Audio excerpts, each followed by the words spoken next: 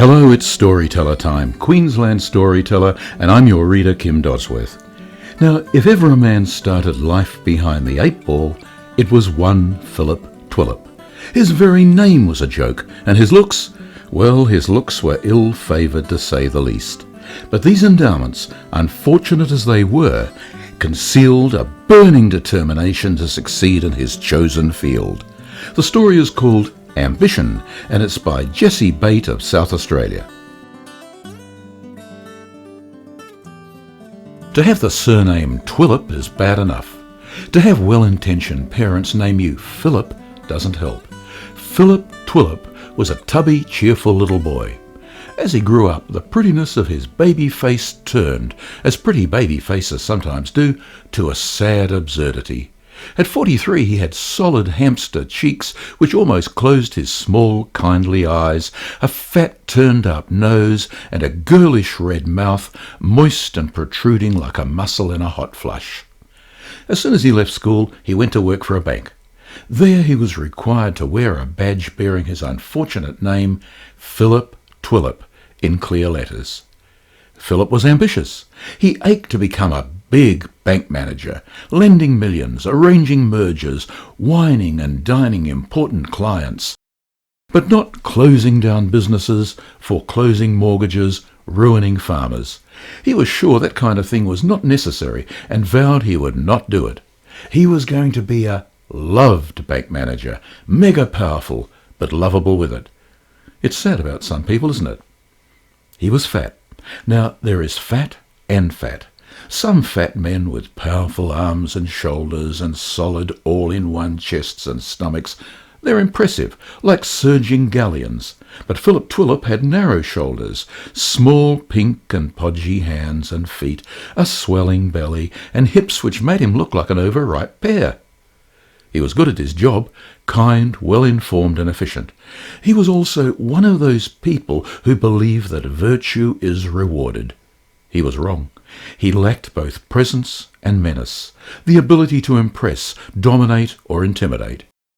He would never be a big bank manager. He didn't realise this, and he continued to dream. He was married to Rosemary, a gentle, pretty woman with soft but not exotic curves and naturally curly hair the colour of apricots. From a small child, she had loved making things, purses, tray cloths and dolls' clothes. Later on, she gained an interest in colour and texture and made attractive but not brilliant craft objects from lichen, plastic nets, corks and fir cones. She trained as a teacher of arts and crafts, painted pleasant but commonplace landscapes and flower pictures.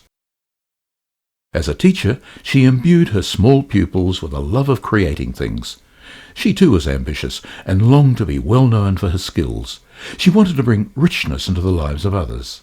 She was good, and her work gave a lot of pleasure, but she didn't have that vital spark and would never be famous. She was a very kind woman, and she loved Philip. She, who was not realistic about her own talents, did see her husband clearly. She knew that he was not big bank manager material, and that he wouldn't be happy with the life if he achieved it. She never told him, though, and she backed and encouraged him in his ambitions. Rosemary and Philip had 2 sons, slender, clean-limbed children of moderate ability. They were ambitious for their sons, seeing them as doctors, vets or barristers. But Anthony and Michael had different dreams. As they grew into their teens, they burned to work as croupiers at the Adelaide Casino, wearing sharp suits, sunglasses and deadpan expressions. But they were kind boys and never told their parents. They merely burned inside. Rosemary and Philip were serious about parenting, taking the boys out on picnics, playing cricket or kicking ball in the park. This was fine while Anthony and Michael were small, but there came a time when they would rather have done other, seedier things with their spare time. They didn't say so, however. They were, as I say, kind boys. So it'll be seen that kindness was the keystone of this marriage. People who demand total honesty, deep understanding between partners, would have named it trite. D.H. Lawrence, who said there should be a dumb, dark, dull, bitter body tension between a man and woman, would have sniffed. But let him sniff. He's pretty dead anyway. Kindness is the one quality a good marriage must have, and this was a good, if unexciting, marriage. Philip Twillip used to dream. There was a small cloakroom in the bank, a place which was seldom entered. It opened onto the main part of the bank. Philip would slip in there when he could and dream of being a big bank manager. One day he dreamed long and hard. He looked at his watch and realised he had wasted 10 minutes of the bank's time. Ashamed, he made for the door. There were two things he didn't know. The first was the presence of the bank robber. Hig Higgins was a young man, weedy and spotty-faced, who had never amounted to anything. So one day he got hold of a replica pistol, made himself a face mask from the sleeve of his dad's old cardie, and held up the bank. The tellers, of course, didn't know that the pistol was a replica, and even an old cardie can look menacing, so they were all agreeably scared and ready to hand over the takings. The second thing Philip did not know was that the hinges on the door were badly rusted. When Philip, desperate to get back to work, hurled himself at the door, it fell off its hinges, straight onto Hig Higgins. It was a big door, and with Philip's added weight, it floored Hig fairly drastically. His pistol clattered over the floor. Philip, scarcely taking in what was happening, picked it up, much as he would have picked up a lolly stick.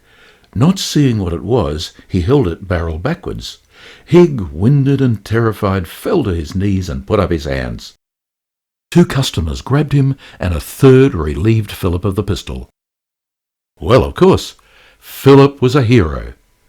But what to do with him? "We can't promote him," said the chairman. "He's not manager material."